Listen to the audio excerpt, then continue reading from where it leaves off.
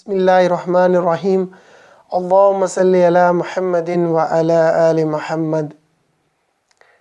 مومنین، آج ہم شرمندہ ہیں اپنے اللہ عز و جل کے حضور۔ یہ جو واقعہ ہوا ہے سیالکوٹ میں، انسانیت سوز واقعہ ہے۔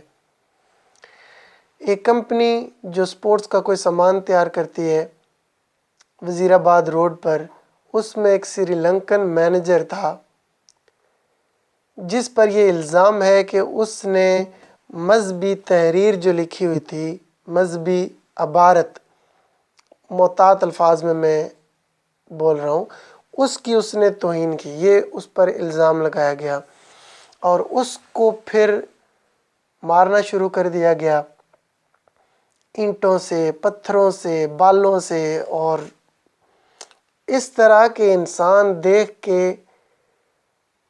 نہیں سکتا اتنی دردناک موت۔ اور پھر کیا کیا، ظلم کی انتہا کی کہ اس کو جلا کر راکھ کر دیا، اور وہاں پر لوگ سیلفیاں لے رہے ہیں اور جشن منا رہے ہیں، اور ریاست پاکستان تماشا بنی دیکھ رہی ہے۔ پولیس اور ریسکیو کے کچھ لوگ پہنچ بھی گئے تھے، لیکن چونکہ وہ تعداد میں کم تھے تو وہ اس کو روک نہ پائے، اور وہ خود بھی ڈر رہے تھے کہ کہیں ان کو بھی نہ جلا دے یہ ہجوم۔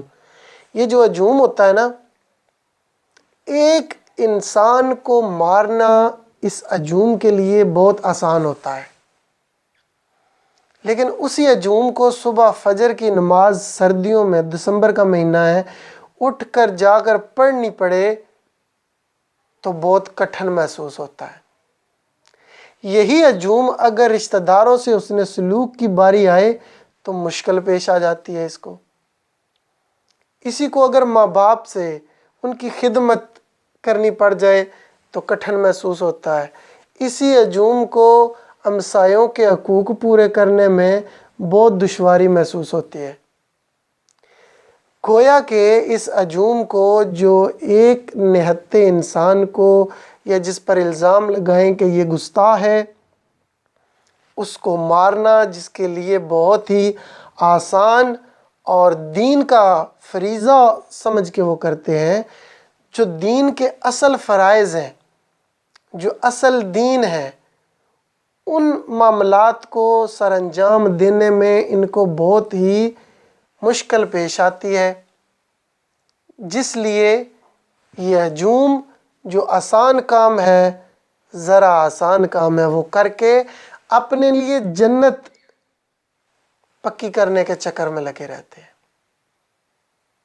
تو اصل جو دین کی تعلیمات ہیں وہ ان پر عمل پیرا ہونا اتنا آسان نہیں ہے جتنا ایک ہجوم اکٹھا ہو کر کسی کو مارے۔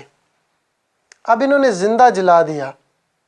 صحیح بخاری میں حدیث ہے کہ رسول اللہ صلی اللہ علیہ وآلہ وسلم نے فرمایا، لوگوں کو حکم دیا کہ تم جا رہے ہو تو فلاں فلاں کو، یہ 3031 یا 3016 نمبر حدیث ہے، کہ فلاں فلاں کو جلا دینا۔ پھر جب جانے لگے لوگ تو پھر فرمایا کہ میں نے تمہیں کہا تھا کہ فلاں فلاں کو جلا دینا، لیکن انہیں جلانا مت، انہیں قتل کر دینا۔ کیونکہ آگ ایک ایسی چیز ہے کہ جس کا عذاب صرف اللہ سبحانہ وتعالیٰ کے شان ہے کہ وہی اس کا عذاب دے۔ کسی انسان کو اس چیز کی اجازت نہیں کہ وہ کسی کو زندہ آگ میں یا مرنے کے بعد آگ میں جلائے۔ تو اس ہجوم کو یہ اتنا کام آسان لگا کیونکہ ان کے پاس علم نام کی کوئی چیز ہے نہیں، جذباتیت پہ یہ رہتے ہیں، جذبات کو ابھار کے بس انہوں نے اس کو جلا دیا۔ جس رسول اللہ صلی اللہ علیہ وآلہ وسلم کی یہ تعلیمات ہیں کہ آپ کسی کو جلا نہیں سکتے، یہ عذاب نہیں دے سکتے، ونس اس پر یہ اسٹیبلش بھی ہو جائے کہ اس نے یہ جرم کیا، پھر بھی انہوں نے اس کو جلا دیا، اور ابھی الزام کی بنیاد پر۔ اور ہجوم فیصلہ کرے گا، ماورائے عدالت قتل یہ ہجوم نہیں کر سکتا، کوئی جتھا نہیں کر سکتا۔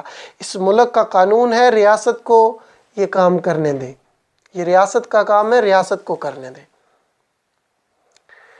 دوسری بات، حدیث شریف میں ہے، رسول اللہ صلی اللہ علیہ وآلہ وسلم نے فرمایا، چونکہ ان کو علم نہیں ہے اس لیے علمی بات کرنی پڑے گی، کہ جس نے کسی ذمی کافر کو، وہ جو اس ریاست میں رہ رہا ہو اور ٹیکس پیئر ہو اس ریاست کو، ریاست کی اس کے اوپر ذمہ داری ہے،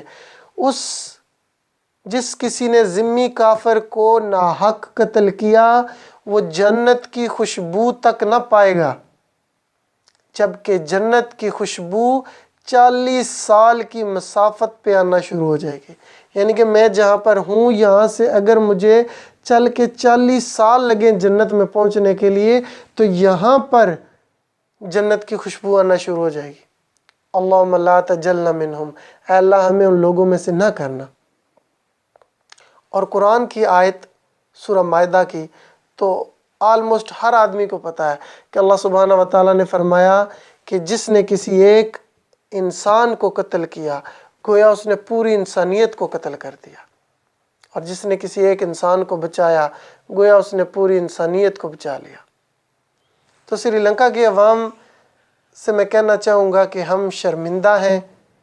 یہاں پر ڈینگی آئے تو آپ ڈینگی موت بن کر آئے تو آپ زندگی بن کے آئے، کسی کی آنکھیں نہیں تھی تو آپ نے عطیہ دیا، آپ کرکٹ کھیلنے آئے تو ہم نے آپ پہ گولیاں برسائیں، اب آپ ہماری صنعت چلانے آئے اور ہم نے آپ کو لاش بھی واپس نہ کی، خاک واپس کی۔ تو میں اپنے ہم وطنوں کو نہ سمجھا سکا، ہم اپنے ہم وطنوں کو نہ سمجھا سکے۔ سری لنکا ہم شرمندہ ہیں، اللہ عز و جل ہم شرمندہ ہیں، اور اپنے رسول صلی اللہ علیہ وآلہ وسلم کو بھی ہمارا یہ پیغام دے دینا کہ ہم شرمندہ ہیں۔ اب ریاست کی ذمہ داری ہے کہ وہ آگے اس پہ کنٹرول کرے، اور سعد حسین رضوی صاحب کی اب یہ ذمہ داری ہے کہ وہ سامنے آ کر اس کو ڈسون کریں۔ یہ اچھی بات ہے کہ ان کی پارٹی نے تھوڑا سا کہا ہے کہ یہ ہم ڈسون کرتے ہیں، سعد حسین رضوی صاحب کو خود آنا پڑے گا اور ڈسون کرنا پڑے گا تاکہ یہ معاملات آگے رک جائیں۔ اور علماء کرام کو یہ چاہیے کہ وہ اس پہ آ کر سٹیٹمنٹس دیں کہ اس کا دین کے ساتھ، اسلام کے ساتھ کوئی تعلق نہیں ہے۔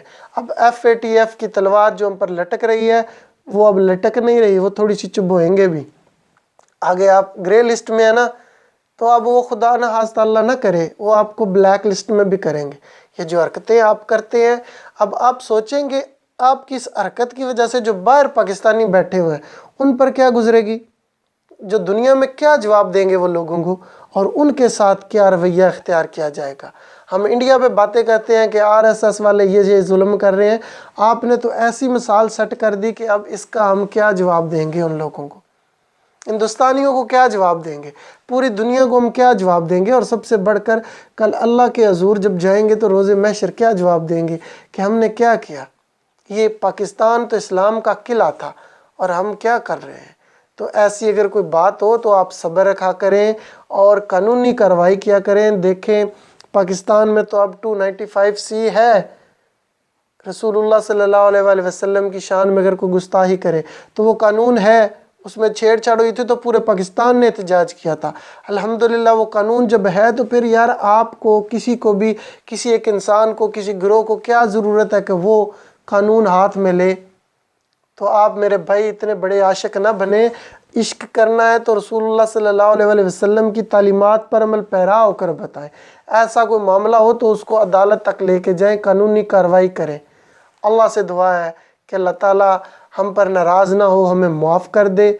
ان کی اس حرکت کی وجہ سے اللہ ہم پر رحم کرے، اور اللہ ہمارا حامی و ناصر ہو، اور ہمارے ملک کو آگے ایسے کسی بھی قسم کے انتشار سے بچائے۔ جزاک اللہ خیرہ۔